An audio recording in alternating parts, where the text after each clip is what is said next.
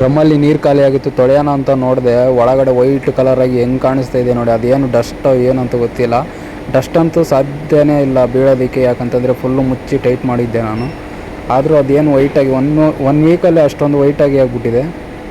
ಅದೇನಂತನೂ ಗೊತ್ತಿಲ್ಲ. ಒಳ್ಳೆ ಅವಲಕ್ಕಿ ಥರ ಐತೆ ಅದು ನೋಡೋದಕ್ಕೆ. ನೋಡಿ ಹೆಂಗೈತೆ ಅದು. ಈ ಬೆಂಗಳೂರಲ್ಲಿ ಒಂದು ಡ್ರಮ್ ನೀರಿಗೆ 50 ರೂಪಾಯಿ ಕೊಡಬೇಕು. ಇಷ್ಟು ಡ್ರಮ್ ಐತೆ, ಅದಕ್ಕೆ 50 ರೂಪಾಯಿ ನೀರು ಕೊಡಬೇಕು ನೀರಿಗೆ. ಇಲ್ಲಿ ನೀರಿಂದೇ ಬಲೆ ಕಷ್ಟ ಬೆಂಗಳೂರಲ್ಲಿ.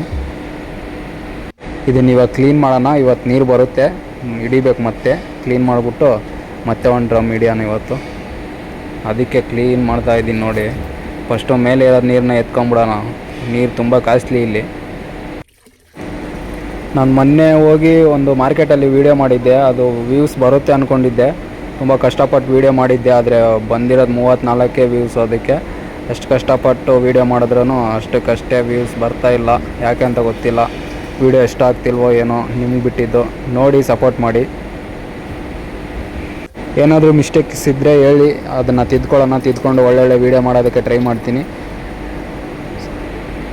ನೀವೇನಾದರೂ ಇನ್ನೂ ಆ ವಿಡಿಯೋ ನೋಡಿಲ್ಲ ಅಂದರೆ ಹೋಗಿ ನೋಡಿ, ಚೆನ್ನಾಗಿದೆ ಆ ವಿಡಿಯೋ. ನೋಡಿ ಇಲ್ಲಿ ವೈಟಾಗಿ ಹೆಂಗಿದೆ ಅಂತ. ಇದು ಯಾಕೆ ಈ ಥರ ಆಗುತ್ತೆ ಅಂತ ನಿಮಗೇನಾದರೂ ಗೊತ್ತಿದ್ದರೆ ಕಮೆಂಟ್ ಬಾಕ್ಸಲ್ಲಿ ಹೇಳಿ. ನೀರಿಗೆ ಈ ಥರ ಯಾಕಾಗುತ್ತೆ ಅಂತ.